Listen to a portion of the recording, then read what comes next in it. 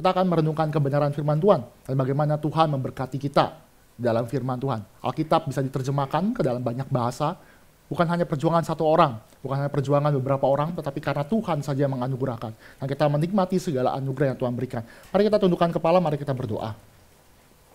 Allah Bapa kami yang bertata dalam kerajaan surga, kami meminta belas kasihan daripada Engkau saja. Ya Tuhan memberkati dalam pemberitaan firman Tuhan di dalam hari khusus ini, di mana Tuhan boleh memelihara gereja, memurnikan gereja dari pengajaran sesat, memurnikan daripada orang-orang yang tidak bertanggung jawab untuk kepentingan diri sendiri. Tetapi kami mengucap syukur karena di dalam kesempatan ini gereja kami, gereja GRI Cikarang, boleh mengingat lagi bagaimana Tuhan berkarya dan Tuhan juga boleh memimpin kami untuk merenungkan, memperingati dan lebih lagi juga mengucap syukur karena pemeliharaan daripada Tuhan. Karena Tuhan memberkati perenungan firman Tuhan pada hari ini. Karena nama-Mu saja dipermuliakan. Di dalam nama Tuhan Yesus kami berdoa. Amin. Kita akan membaca dua bagian firman Tuhan, yaitu dalam Roma pasal yang pertama. Roma pasal yang pertama. Kita membuka Roma pasal yang pertama, kita buka ayat pertama ayat 16 dan 17. Saya membaca ayat 16, Bapak Ibu membaca ayat 17. Roma 1 ayat 16 dan 17. Sebab itu aku mempunyai keyakinan yang kokoh akan dalam Injil, karena Injil ada kekuatan Allah yang menyelamatkan setiap orang percaya. Pertama-tama orang Yahudi tetapi juga orang Yunani, ayat ke-17.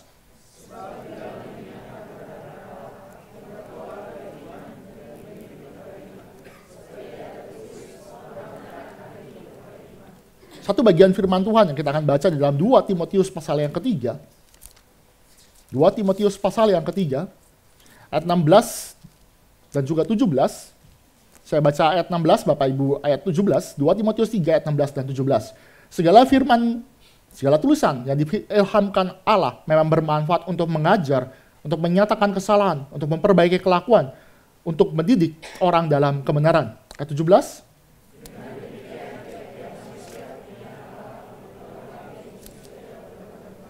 Bapak Ibu yang dikasih Tuhan, dua teks Alkitab, Roma, dan juga di dalam 2 Timotius yang kita sudah baca, menceritakan bagaimana Tuhan memberikan kebenarannya, Tuhan memberikan firman Tuhan, Tuhan menyatakan namanya anugerah di dalam Alkitab, sehingga kita bisa memperoleh kebenaran. Kita tahu, tetapi bukan dengan memperoleh dengan cara kita, bukan dengan cara daripada cara manusia. Itu yang diajarkan di dalam sebelum reformasi, bahwa manusia itu mengusahakan keselamatan demi mendapatkan keselamatan. Mereka mengusahakan dengan sakramental, mereka melakukan segala sesuatu. Untuk apa? Untuk nantinya bisa kembali kepada Tuhan. Bahkan di dalam zaman reformasi Luther itu, ada masa di mana ada paus, ada 2 sampai 3 paus. Padahal kan dalam tradisi hanya ada 1. Mengapa itu terjadi? Karena mereka memperebutkan kekuasaan.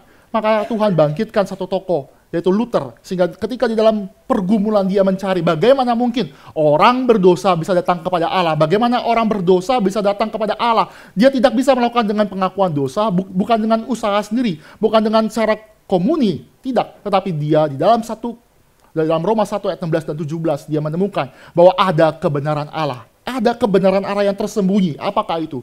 Bahwa orang benar hidup karena iman. Apakah maksudnya? Orang benar hidup karena iman. Apa maksudnya? Apa maksudnya? Karena bukan dengan perbuatan kita, tetapi karena kita beriman kepada Allah itu sendiri. Kebenaran Allah nyata. Bagaimana caranya? Dengan dia mengirimkan anak yang tunggalnya, mati di atas kayu salib menggantikan kita. Itulah kebenaran. Maka muncul di dalam reformasi yaitu justification by faith. Justification by faith, artinya dibenarkan. Bapak Ibu, dibenarkan berbeda dengan membenarkan diri. Dibenarkan berarti pasif, dibenarkan berarti kita adalah objek daripada tindakan Allah. Dibenarkan oleh iman, bukan membenarkan diri sendiri. Banyak orang mencari dan sampai saat ini gereja pun melakukan demikian. Berusaha membenarkan diri sendiri, melakukan segala sesuatu untuk perkenanan Tuhan. Tidak, Alkitab berkata yang bisa, kebenaran Allah yang nyata, yaitu dari mana kebenaran Kristus itu diimputed kepada kita. Kebenaran Kristus itu diberikan kepada kita. Gimana itu? Di atas kayu salib. Maka kita yang berdosa itu pun bisa memperoleh hidup yang kekal. Bukan karena usaha kita, tetapi karena kita beriman kepada Tuhan. Beriman kepada kebenaran Kristus. Maka Allah yang murkanya itu karena melihat Kristus.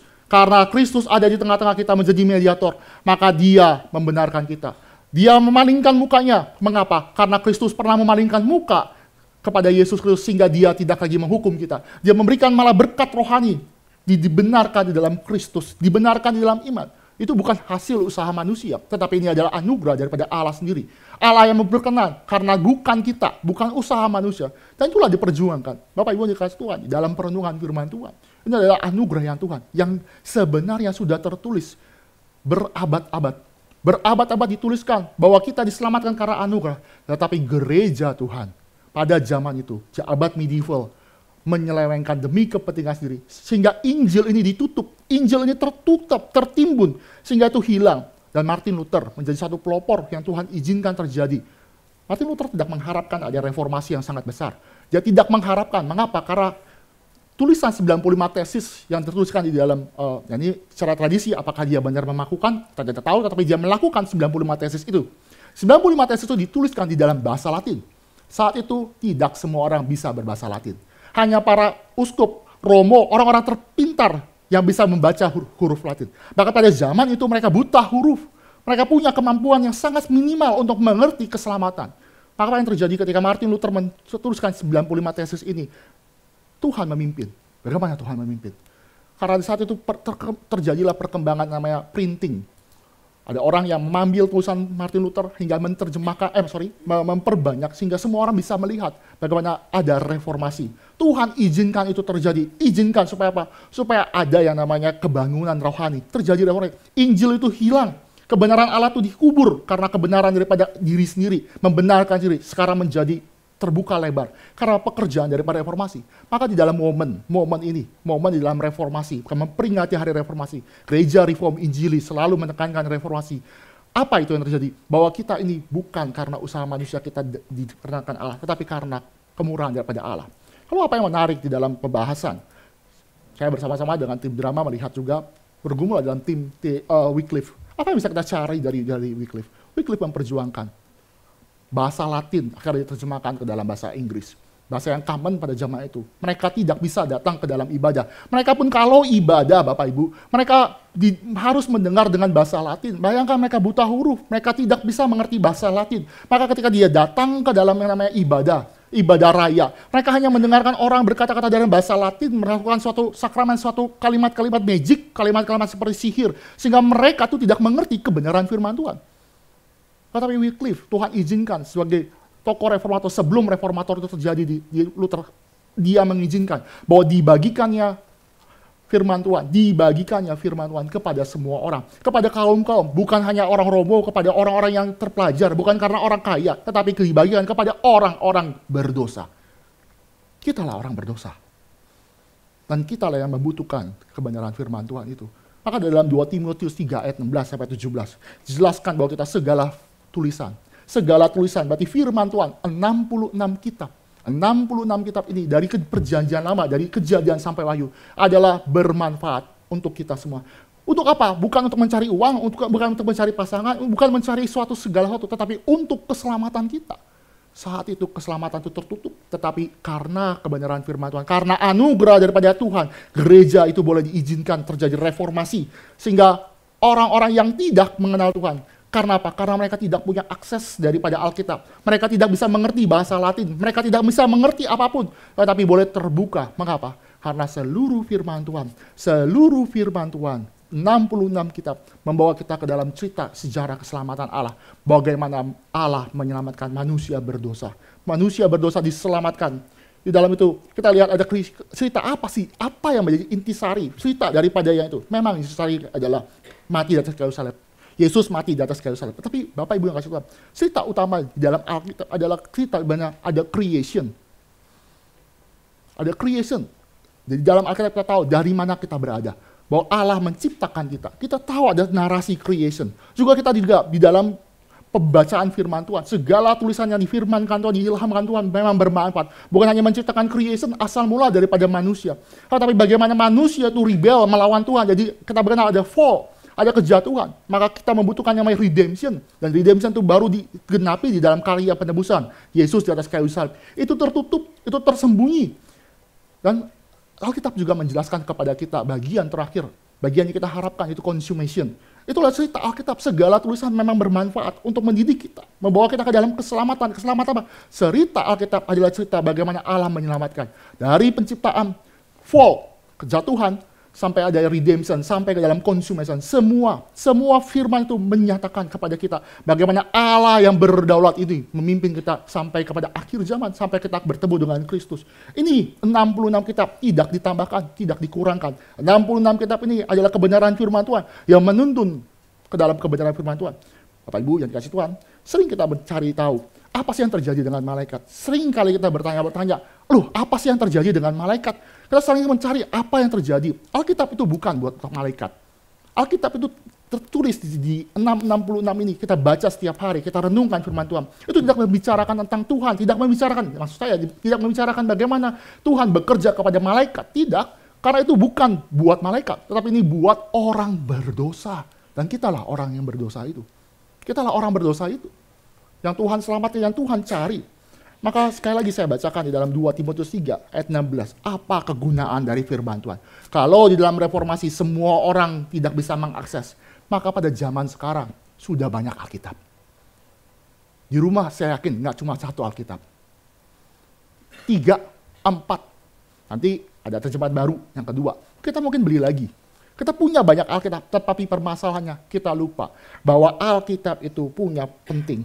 Alkitab mengatakan di dalam 2 Timotius 3 ayat 16 saya bacakan, segala tulisan berarti firman Tuhan memang bermanfaat untuk mengajar, untuk menyatakan kesalahan, untuk memperbaiki kelakuan, dan untuk mendidik orang dalam kebenaran. Ada 4. Baca firman Tuhan. Firman Tuhan bukan hanya jadi ganjelan ya. Saya pernah saking di perpustakaannya di STT, ini kesalahan saya juga. Kan mouse saya susah ya, jadi saya jadi ganjelan mousepad. Dipakai begitu, terus sadar, ini Alkitab ya, kenapa saya lakukan begitu? Akhirnya saya tidak lakukan demikian. Tapi kenapa? Karena merasa itu barang yang biasa dibeli, kita bisa akses, bahkan dari internet, dari HP pun kita bisa pakai. Tapi kita tidak memakai firman Tuhan dengan seharusnya, yaitu apa? Mengajar. Bapak Ibu kalau lihat ya, di dalam 4 hal itu, ini ada hal positif, mengajar.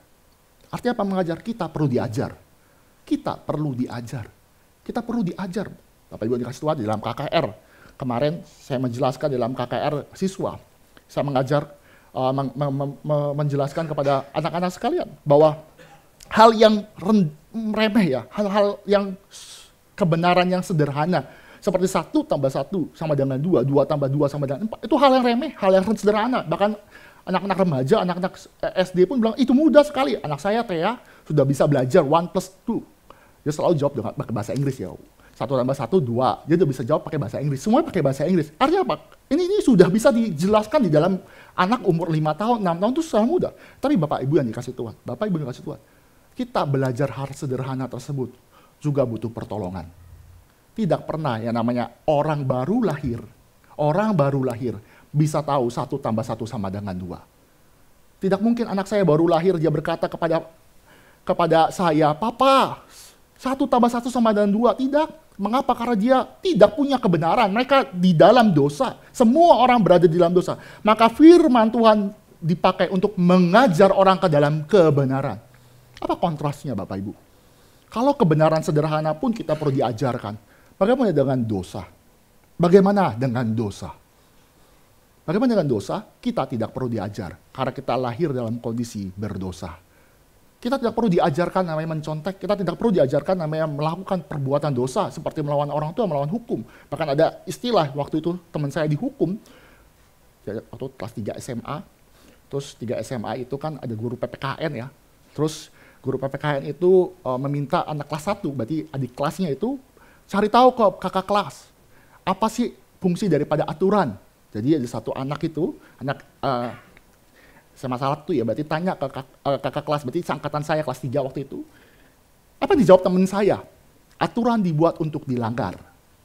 Dia berkata begitu, akhirnya dia kena hukuman sih. Teman saya kena hukuman, dia sedih kena hukuman. Kenapa bisa mengajarkan demikian? Tapi ini menjadikan apa? Suatu pembelajaran bagi kita. Manusia pada prinsipnya adalah melawan Tuhan, dan perlu pengajaran. Maka kalau hal yang sederhana 1 tambah 1 sama dengan 2 perlu diajarkan. Tetapi hal yang kompleks seperti melawan orang tua, melakukan korupsi, melakukan apapun tindakan berdosa, name it lah, apapun juga, kita tidak perlu diajar.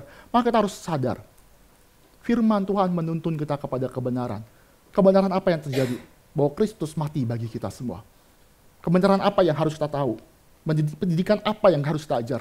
Bahwa kita adalah manusia berdosa yang membutuhkan juru selamat. Itulah pengajaran firman Tuhan. Alkitab memang mengajar untuk mengajar secara positif.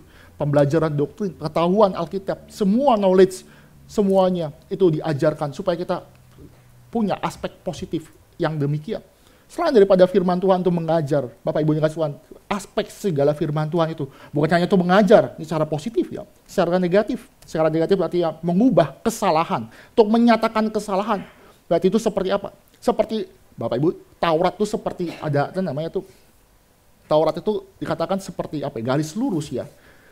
Saya lupa bahasa Ibrani apa. Dia seperti garis lurus gitu ya, sadek ya, sadek kalau nggak salah.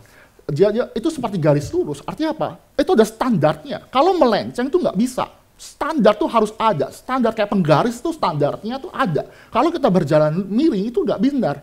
Maka dikatakan, kalau itu salah ya salah. Jadi Alkitab sebagai hukum Tuhan, sebagai firman Tuhan, itu menyatakan kesalahan bagi kita semua. Artinya mengkoreksi. Maka di dalam bagian selanjutnya, selain dia menyatakan kesalahan, maka untuk memperbaiki kelakuan kita. Jadi dia menyatakan kesalahan, artinya apa? Menyatakan kesalahan, menyatakan kepada kita adalah manusia berdosa yang membutuhkan pertobatan. Kita tahu mana yang benar, mana salah, mana benar. Itu yang terjadi. Zaman sekarang Bapak Ibu, kita perlu berdoa zaman sekarang. Zaman sekarang itu melawan yang namanya pengaruh daripada LGBT. Dunia mengajarkan itu biasa. Itu hal yang lumrah. Jika kamu melakukan feeling kamu itu adalah wanita, tetapi kamu sebenarnya adalah pria. Kamu lahir dari pria, tapi kamu punya feeling sebagai wanita. Berubahlah. Karena feeling itu menjadi suatu hal yang utama. Feeling itu menjadi suatu penuntun hidup. Atau suatu experience itu menjadi penuntun hidup. Lihat ya, dunia mengajarkan demikian. Just be yourself. Benar ya? Just be yourself. Tidak, jadilah seperti Kristus. Jadilah seperti Kristus, bukan menjadi dirimu sendiri. Jadilah seperti Kristus. Berarti firman Tuhan menyatakan kita jadi seperti Kristus. Artinya apa? Hendaklah kamu sempurna, sama seperti Kristus sempurna. Mau mengatakan, biarlah kamu tahu mana yang salah, mana yang benar. Itu untuk menyatakan kesalahan. Maka efek berikutnya adalah memperbaiki tingkah laku. Memperbaiki tingkah laku. Itu ada etika. Firman Tuhan bukan hanya berbicara tentang doktrinal saja, tetapi mengaplikasikan dalam hidup sehari-hari. Bagaimana di dalam kesalahan tingkah laku kita diperbaiki. Bapak Ibu, tingkah laku itu bukan hanya tingkah laku yang, kalau Alkitab ya, mengajarkan jangan mencuri. Ya betul, jangan mencuri, betul. Tapi kita juga harus belajar, jangan mencuri juga bukan hanya jangan mencuri, tapi efek positifnya itu adalah, kan jangan mencuri secara negatif ya. Artinya jangan kan negatif, mencuri. Alkitab juga mengatakan, bukan hanya jangan mencuri, tetapi kamu jangan mencuri, tetapi kamu memberi dirinya, memberi kamu untuk berkat, menjadikan diri kamu berkat. Dia efek demikian. Begitupun juga kalau kita membaca, jangan membunuh. Memang kita tidak membunuh. Tetapi efek daripada hukum positifnya adalah, jangan kamu juga secara negatif jangan membunuh, tetapi secara positifnya, berarti kamu harus menjaga hidup kamu supaya suci, dan persembahkan kepada Tuhan. Jadi ada efek demikian, memperbaiki tingkah laku. Maka tingkah laku bukan masalah tingkah laku. Karena kalau dalam pergumulan kita sehari-hari tidak segampang itu. Ya, ada istilah tidak semudah itu Ferguson ya. Kenapa? Karena kalau misalnya masalahnya tinggal kayak seperti Pak Pendeta atau Mbak Tuhan mengatakan jangan mencuri. Kalau pilihan-pilihan ganda antara cuma ini ya, cuma bedanya jangan mencuri sama mencuri, itu gampang, betul ya Bapak Ibu ya. Jangan mencuri sama mencuri, ya tentulah jawabannya jangan mencuri. Tapi kompleks di dalam hidup kita, di dalam masalah kita menghadapi dunia ini, kadang-kadang kita harus memilih hitam, bukan hanya hitam putih, tapi abu-abu dengan abu-abu, abu-abu dengan semi abu-abu. Bagaimana kita bisa melakukan itu? Bagaimana koreksi itu terjadi, menuntun kita seperti garis lurus, menuntun secara tingkah laku. Kita perlu demikian. Maka ada satu pertanyaan. Bahkan ada di dalam Korintus berkata, makan, masalah makan pun. Apakah makan itu memuliakan nama Tuhan? Makan terlalu banyak, makan sehingga tidak bisa melakukan pekerjaan Tuhan juga salah. Makan terlalu banyak sehingga apa? Sehingga lupa pekerjaan Tuhan. Makan tidak salah pada prinsipnya, tetapi jika tidak berkenan daripada memuliakan nama Tuhan, itu menjadi hal yang tidak baik. Bahkan ada perubahan tingkah laku, itu yang terjadi, etika mengalami perubahan. Dan terakhir, dalam 2 Timotius 3, sekalian mengajar secara positif, menyatakan kesalahan negatif, memperbaiki kelakuan secara negatif. Yang keempat, untuk mendidik orang dalam kebenaran. mendidik orang dalam kebenaran. Kita mendidik dalam kebenaran. Kalau kita kasih tanpa kebenaran, kasih tanpa kebenaran, itu munafik. Sekali lagi ya, kasih tanpa kebenaran itu munafik. Oh kamu ganteng ya, padahal enggak. Wih kamu ganteng loh. Kamu tuh seperti bidadari turun dari surga ya, berarti Lucifer dong maksudnya. Kamu tuh susah ya, saya susah berbohong ya. Karena susah basa-basi begitu ya. Ya sudah, jika iya katakan iya ya. Saya susah mengatakan iya. Tapi kalau misalnya kita katakan, karena saya mengasihi kamu, saya takut melukai hati kamu, saya takut melukai isi hati kamu sehingga kamu ngambek, baper, maka dia katakan, oh nggak apa-apa, baik kok, nggak apa-apa. Tidak demikian. Mendidik orang di dalam kebenaran. Di dalam kebenaran. Artinya tidak munafik. Jika ya, katakan ya. Jika tidak, katakan tidak. Tetapi dalam mendidik juga harus ada kasih. Mendidik juga ada kasih. Karena kalau misalnya benar tanpa ada kasih, kita menjadi orang sadis, kita menjadi orang yang brutal. Bayangkannya, ini main piano, wah Jennifer ya, salah notnya, salah, nggak boleh main lagi. Wah, langsung tersinggung semua orang. Atau bilang, ini nih drama nih, nggak ada boleh drama di sini. Nggak boleh, ini tempat suci, tempat kudus Allah, nggak boleh. Tidak, kita harus ada aspek kasih. Kita menegur, kita mendidik orang dengan kasih. Ingat ya, aspek itu, kebenaran dan kasih tidak bisa dipisahkan. Hal itu harus ada, kasih dan kebenaran. Tanpa kebenaran kita munafik, tanpa kasih, kita menjadi orang yang dingin, brutal. Kita ketemu orang bete, kita cari masalah. Bahkan kita selalu mencari masalah. Aduh, itu kalau, ini pengakuan saya dulu, ketika pertama kali cinta reform itu semua orang diajak berantem Bapak Ibu. Mungkin Bapak Ibu punya pengalaman begitu ya. Wih, ini liturgi ya. Oke. Kacau ini. Ini pakai jeans ya, kayaknya lebih baik nggak usah. Aduh, susah saya itu zaman saya dulu ya. Jadi kayak saya pernah mengalami zaman seperti itu. Jadi orang yang menyebalkan sekali sampai akhirnya ketua pemuda saya menegur saya. Ih, terlalu kaku. Dan Tuhan membentuk kita. Tuhan memproses Bapak Ibu Saudara sekalian, memproses kita semua. Untuk kenapa bisa demikian? Karena firman Tuhan. Balik lagi Bapak Ibu, tanpa reformasi kita tidak bisa baca firman Tuhan. Kita kehilangan pengajaran. Kita tidak tahu bagaimana kesalahan, mana benar, mana salah, kita tidak tahu. Kita tidak bisa memperbaiki tingkah laku. Kita tidak bisa mendidik orang dalam kebenaran. Kita kehilangan semua. Firman Tuhan hilang dulu. Tetapi sekarang ditemukan. Tapi zaman sekarang karena terlalu banyak, kita tidak mau lagi membaca firman Tuhan. Bapak Ibu tahu ya istilah peribahasa ya, peribahasa seperti tikus mati di, wah kita beda zaman berarti ya. Seperti tikus mati di lumbung padi. Bapak Ibu tahu artinya apa? Tikus makan, bukan tikus makan sabut ya Bapak Ibu.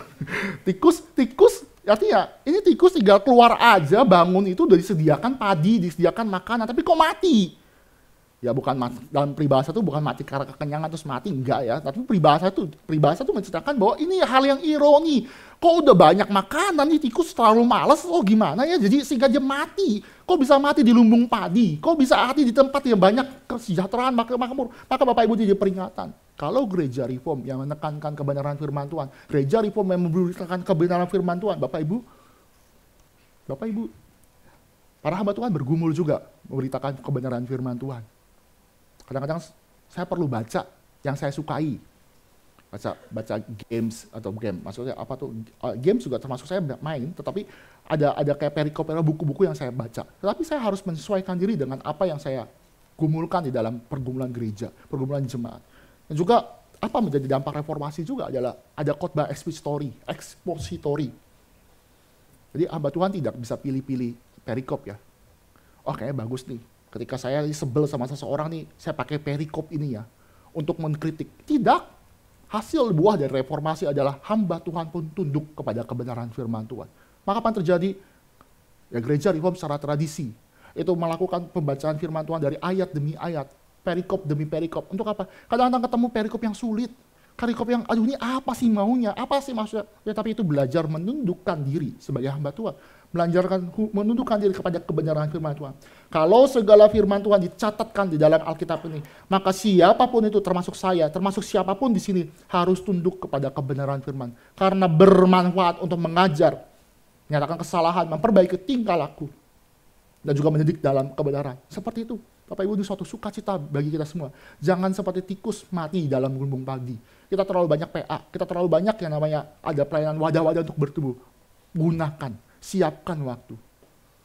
Ya, saya nggak tahu ya Bapak Ibu, beberapa minggu lalu saya menjelaskan bahwa liturgi dunia, liturgi of life akan dibentuk di dalam mall. Bapak Ibu mungkin masih mengingat bagaimana mall mengubah hidup kita. Maka bioskop itu mengubah hidup kita. Nanti dikit lagi kita akan ada mall baru ya di sini ya, terbesar di Asia Tenggara katanya sih.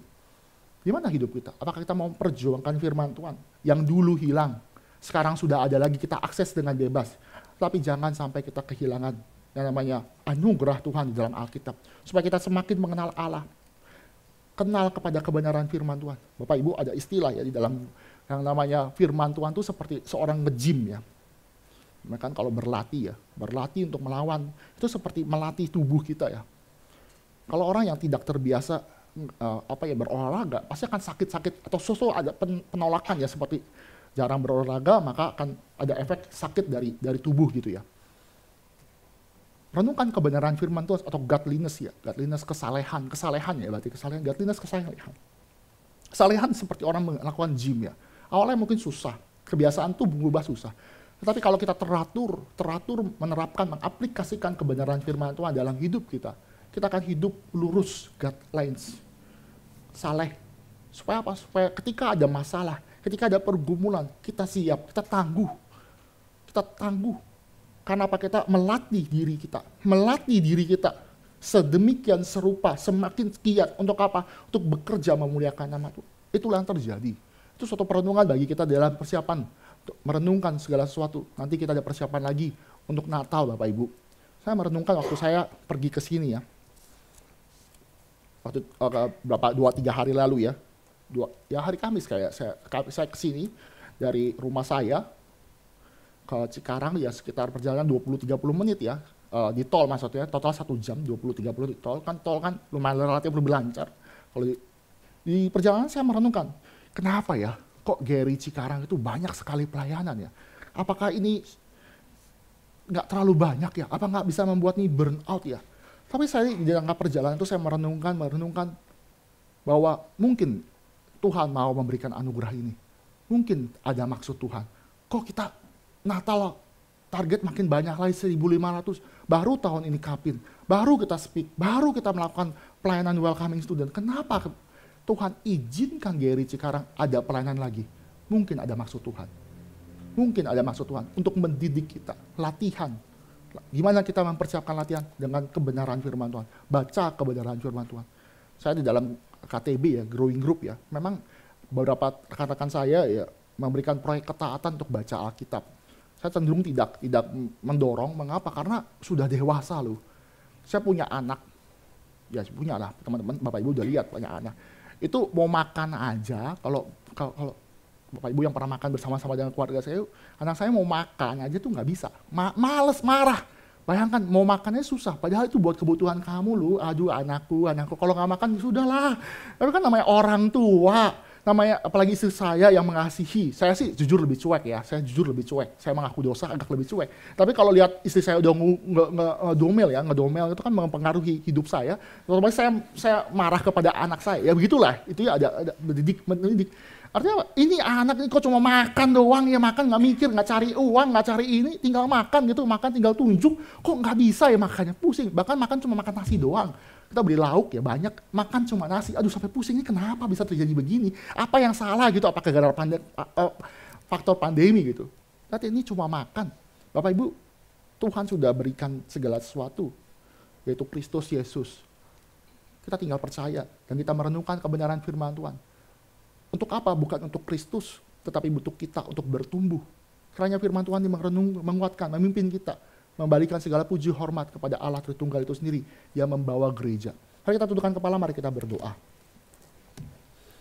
Allah Bapa kami yang bertata dalam kerajaan surga, Kami menyerahkan segala hidup kami ke dalam pimpinan-Mu. Kami menyadari kami adalah manusia yang berdosa. Tapi karena pertolongan daripada Engkau, kami boleh percaya dan beriman. Dan kiranya Tuhan menolong kami untuk hidup suci di hadapan Engkau. Tuhan berkati gereja ini, Tuhan pimpin para pengurus, berkati para hamba Tuhan, berkati para aktivis, berkati kami semua ya Tuhan. Karena kami membutuhkan belas kasihan daripada Engkau. Karena Tuhan pimpin di dalam setiap pergumulan, setiap pelayanan yang Tuhan limpahkan kepada kami. Karena kami bertanggung jawab di hadapan Engkau, meresponi dengan penuh tanggung jawab. Dan kiranya kami pun juga sebagai jemaat Tuhan yang sudah Tuhan tebus, boleh membaca kebenaran firman Tuhan. Bukan hanya membaca, tapi merenungkan dan mengaplikasikan kehidupan kami. Untuk mengkoreksi, mendidik kami, untuk memperbaiki kelakuan kami, untuk mengajar kami. Tuhan, kiranya Tuhan berbelas kasihan. Di dalam nama Tuhan Yesus kami berdoa. Amin.